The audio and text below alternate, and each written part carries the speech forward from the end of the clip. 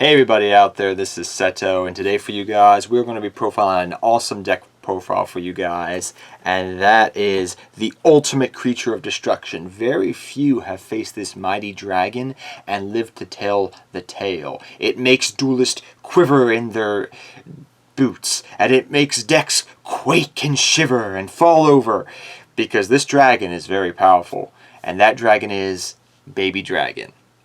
I can't say that with a straight face anymore, so yes, this is a Baby Dragon deck profile. Now, there's a couple things I want to mention before we get into this deck profile, guys. First off, Thousand Dragon and the Fusion are not currently out here in the TCG, and I think even right now they're not out in the OCG even. I don't know when those cards are going to come out. So if you're looking for Thousand Dragon or the Time Wizard Fusion, they're not out yet in the TCG. I don't have access to them. However, I'm going to say this.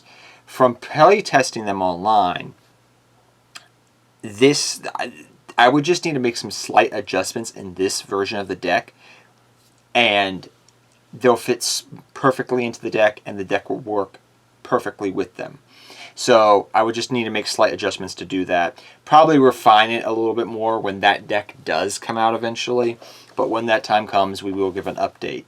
You know, it was kind of funny how that all happened, because I've been working on this deck since mid-April, late April. I know it's probably May by the time you see in this deck profile, like late May.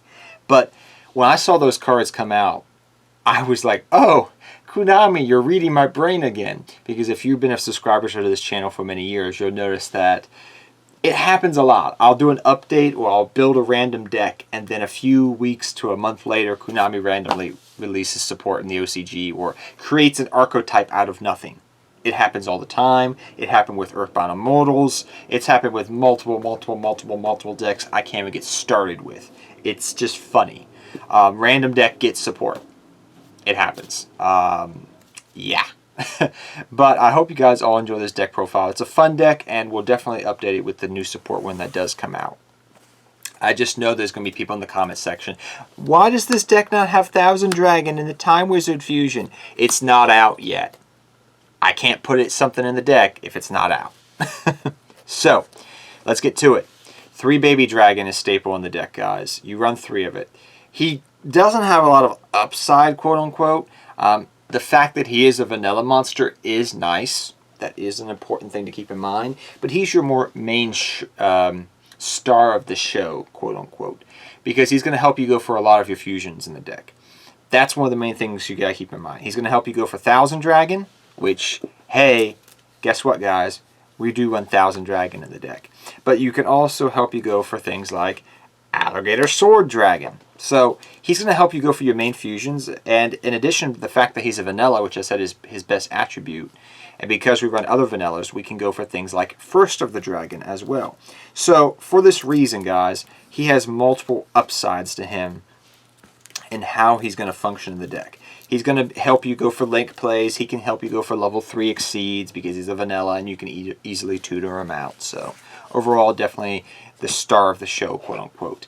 And then we have this mighty lizard man who can swing his sword faster than the speed of sound, and that is Alligator Swordsman. I've had these rares since, gosh, a long time. These are from Turbo Pack 6. I've had these in my Commons box and binder for years. Didn't know why. I just love the flavor text. Got a play set. How many years later, and I'm putting them in the deck profile. So yeah, but Alligator Swordsman is really nice in the deck for the fact that he is a level 4, so he can help you go for level 4 exceed plays. Because we're running vanillas, we can run Rescue Rabbits, so it's easy to use that. He also, like we were talking about a couple minutes ago, helps you go for your main fusion with him, which is Alligator Sword Dragon. As well as he can help you go for First the Dragon as well, because he is a vanilla monster. So yeah, there is that. So he's very useful for that. He can help you go for level 4 exceeds, link plays because you can easily tutor him out, and fusion plays. So he's kind of integral to the deck in some aspects, but I would say Baby Dragon's a little bit more so.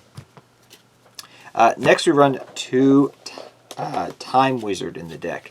Now, you may ask yourself in the future, hey Seto, would you change this ratio in the future when the fusion comes out? Probably not. The way this deck works, I'd probably keep it at 2 Time Wizard in the deck. This is mainly going to be in here for 2 reasons, guys.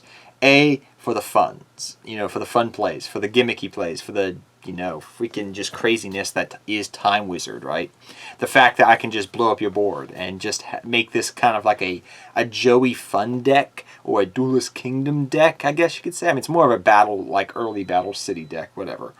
But the fact that this does help you go for Thousand Dragon, and the fact that when the fusion does come out, he can help you go for the fusion, is going to be the reason he's going to stay. He's going to stay in this deck even in the future. But definitely a 2 of right now. I love it. It's fun. It's gimmicky. Helps you go for Thousand Dragon. 2 of.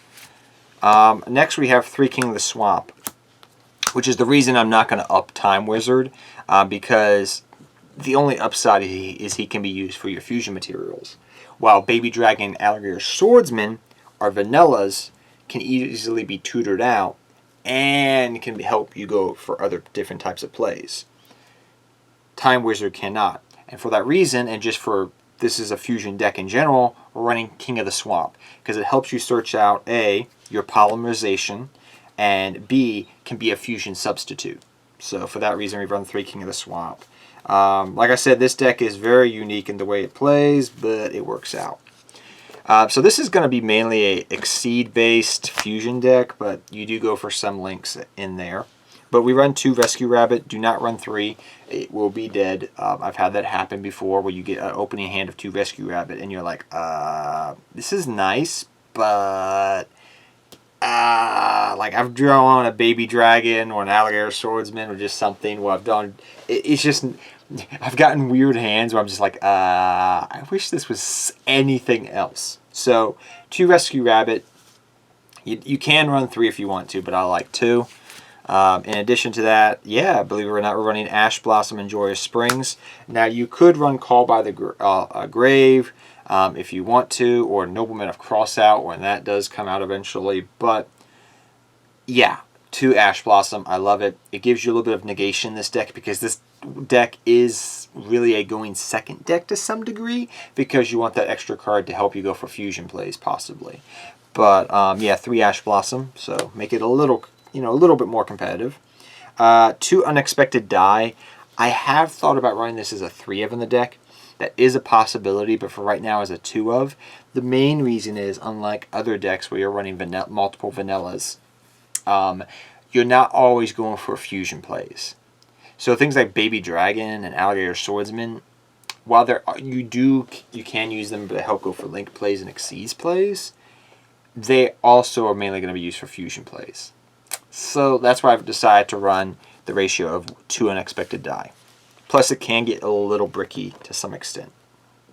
Instead, what I decided to run is 2 Painful Decision in the deck. And I've really liked that because it helps you do different stuff. So 2 Painful Decision and 2 Unexpected Die. This may get cut in the future, though. I will say that with a Thousand Dragon, but I have to play around with that a little bit more. Next, I run 2 Moon Mirror Shield. And you may say, okay, wait up. You're not running any warriors. Are you running like a Zold or something? No. I like Moon Mirror Shield just for the fun fact, and this is a problem I ran into a lot, and I'm going to explain. Even your fusion monsters, Thousand Dragon is 2,400 attack. Alligator Swords is what, 17? And all my main deck monsters, if you've noticed, not the biggest attack. So the problem this deck has is getting around big monsters. What does Moon Mirror Shield help you do? Helps you get around big monsters. So you could run, there's other cards out there you could run instead of Moon Mirror Shield that are equips. That's up to you. There were certain ones I was trying out in the deck. There's some other ones I was trying, but I decided at the end of the day to run Moon Mirror Shield because it just helped Baby Dragon get over big monsters, which was kind of funny. So technically, Baby Dragon can get over Obelisk the Tormentor. Ha ha! That's kind of funny. But yes, you can try any equips. It's just in there just to help with certain, get around big monsters. 3 Polymerization. Like I said, this is mainly a fusion deck, but it does go for other mechanical stuff. But still, you want 3 Polymerization. Now when you have the ability to go for multiple fusions, and especially with the Time Wizard fusion coming out, yeah, you run 3 of it. So yeah, I got 1 alternative artwork to put in here along with the other 2. So yep, I like that. 2 fusion recovery plants. You just need 2, and 1 terraforming as well. This is just because it does do a lot of fusion plays, and even in the future would do a lot of different fusion plays. You want this field spell, it's amazing, and terraforming to search it, but you don't want 3 of because it gets bricky as a 3 of. So, fusion recycling plant, really nice. Fusion recovery is something I'm trying out right now. I'm kind of wishy-washy about it, but I do like it. I may cut it for something else down the road or in the future. It's possible. 2 Dark Factory. Now, you may say, why are you running Dark Factory as a 2 of? Well, A, because we're running fusions, right? And we're a fusion deck, and fusion materials go to grave, but a lot of those fusions are vanilla, or a couple of those targets are vanilla. In addition to that, you're running things like Rescue Rabbit to help go for exceeds and link plays, and like your Alligator Swordsman, Baby Dragon, right? So you're going to be using those bad boys for exceed plays, link plays, things of that nature, and then they're going to go to graveyard. Well, say you draw into a polymerization, right? And you have Alligator Swordsman and Baby Dragon in grave. Just add them back to hand, fusion, there you go. So it's an easy way to recover stuff and just go for fusion plays. Now, as a 1 or 2 of, I'd say you could play around with the ratio, but I really like it, and don't discount it. It's amazing in the deck. It's one of those things that, like I said, I may cut things like fusion recovery in the future to run things like Falcons Bargain, because it's a way of taking care of opponents' monsters and then special summoning things out. So it could be a situation where you go like a 2-card combo. You add back vanillas to your hand. Your field has been cleared, right? Then you go Falcons Bargain. You special something out, get rid of an opponent's monster, and then you normal summon another monster, and there you go. You can do something else. So it's these cute little plays that I'm still tweaking and playing around with, and probably when you've seen an updated version in the future, it'll be tweaked around. But Falcon's Bargain really works well on the deck. I really like it. We also have Upstart Goblin and Monster Reborn. We want consistency, and we're going to be sending things to graveyard, so bring them back. Again, I wanted a little bit more negation in the deck, so I decided to run Infinite Impermanence as well. You need negation in this deck because your deck, like Ash Blossom negate, Impermanence negate, I want some type of negation because this deck does not have built-in negation in it whatsoever. And you have the space, so run it. Be it Solemn Judgment or Impermanence or any of the Solemn cards, run it. So yeah, 3 Infinite Impermanence. Then we run 2 DNA Transplant, and this is just for gimmicks. This is only for 1 card, and like I said, it may change in the future, but it's mainly here for Alligator Swords, so you can attack your opponent directly. So if you guys don't know what Alligator Swords says, it says, this card can attack directly if the only face-up monsters your opponent control are Earth, Water, or Fire. So pretty much you can make them all Earth, Water, or Fire, and then attack directly. There you go. So that's how that works with Alligator Swordsman. You can just attack and do, hey, you've heard GG with Gaga Cowboy. Hey, GG with Alligator Swords Dragon. Hey, yeah. That's what we do in 2020. Last card I run is Armory Call. Don't discount this card. This card's actually pretty dang good. Armory Call, the way this card works is it's going to help you add Moon Meteor Shield from your deck to the field and equip it to a monster. So it's just a nice little way of doing things, and I really like the card in the deck. It's been a nice little tech option. So that's that.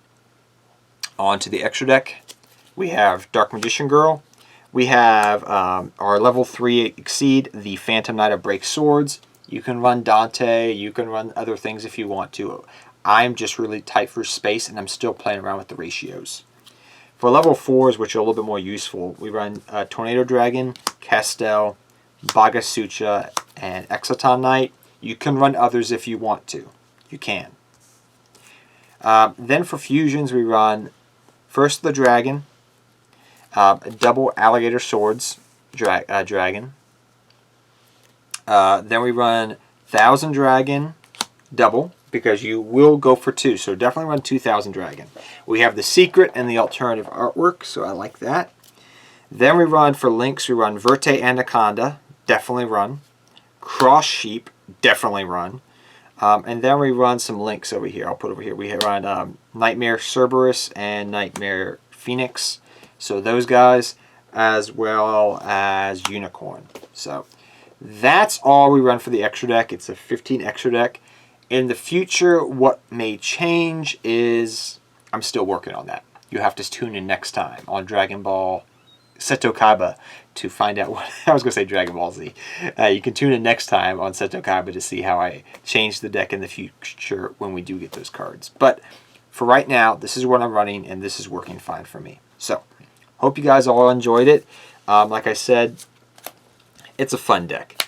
But I want it to put in some competitive cards like Ash Blossom and whatnot and try to make it a little bit more competitive, for the fact of the matter that the deck really was having troubles.